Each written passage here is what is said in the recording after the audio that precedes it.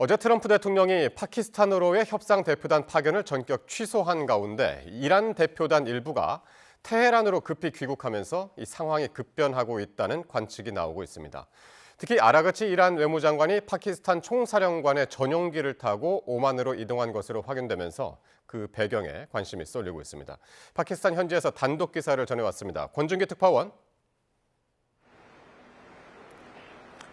네, 저는 파키스탄 수도 이슬라마바드입니다. 예, 어제 아라그치 외무장관이 파키스탄에서 오만으로 향했는데 그때 예상 밖의 일이 벌어졌을 가능성이 있다고요? 그렇습니다. 이 아라그치 이란 외무장관이 그제 이 파키스탄에 올 당시에 타고 온 항공기는 이란 메라즈 항공 소속 에어버스 A321 기종이었습니다. 그런데 어제 저녁 7시 13분 파키스탄에서 오만으로 출발할 당시에 탄 항공기는 파키스탄 육군 VIP 전용기였습니다. 검은색 걸프스트림 G600 기종으로 아심 무니르 파키스탄군 총사령관의 전용기인 것으로 파악됩니다. 항로 추적 사이트를 검색했더니 어제 저녁 이슬라마바드에서 오만 무스카트로 이동한 경로가 확인됐습니다. 아라그치 장관이 무니르 총사령관의 전용기를 빌려 탔다는 건 그만큼 상황이 급변하면서 예상치 못한 일이 벌어졌을 가능성이 있습니다. 또 파키스탄 정부 입장에서도 상황에 적극적으로 개입하면서 교착 상태에 빠진 논의에 변화를 모색했을 거란 해석이 가능합니다. 그런데 그 예상치 못한 일이라는 게 이 나머지 대표단이 테헤란으로 향한 것과 관련이 있을까요?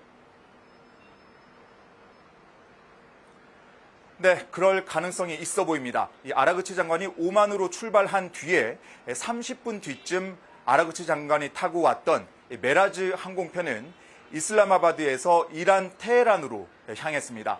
정확히 대표단 가운데 누가 테헤란으로 갔는지는 확인되지 않았지만 파키스탄 방문 기간 급히 테헤란에서 승인받을 일이 생겼을 가능성이 있습니다.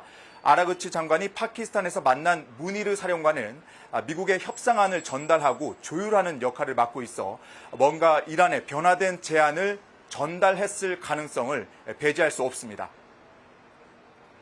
예, 그러니까 파키스탄에 있던 아라그치 장관은 오만으로 갔고 나머지 이란 대표단은 테헤란으로 갔다는 건데 그런데 아라그치 장관이 오늘 다시 파키스탄으로 돌아온다고요? 네, 오늘 일정에 대해서 이란 외무부가 공식적으로 밝힌 내용은 없습니다.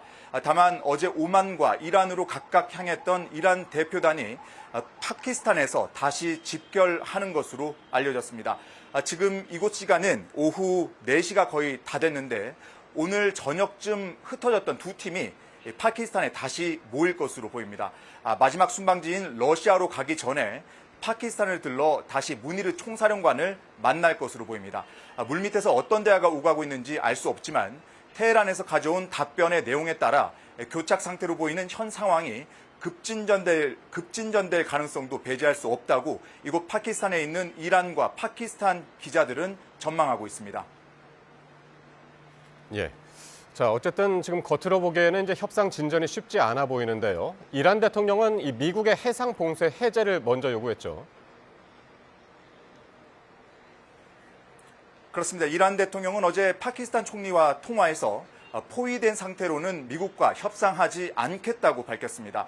미국이 해상 봉쇄를 풀지 않는 한 대화할 수 없다는 점을 거듭 분명히 한 겁니다. 그러면서 봉쇄 강화와 압박은 신뢰 형성을 왜곡시킨다고 말하며 적대 행위를 중단하지 않는 한 대화는 진전될 수 없다고 강조했습니다. 하지만 미군 중부사령부는 오늘도 이란 상선 요격 사실을 공개하면서 해상 봉쇄를 먼저 풀 생각이 없다는 걸 행동으로 보였습니다. 다만 어제 아라그치 장관이 호르무즈 해협 연안국인 오만을 방문한 만큼 해상 봉쇄 문제를 협의했을 가능성이 있어 관련 돌파구가 마련될지 주목됩니다.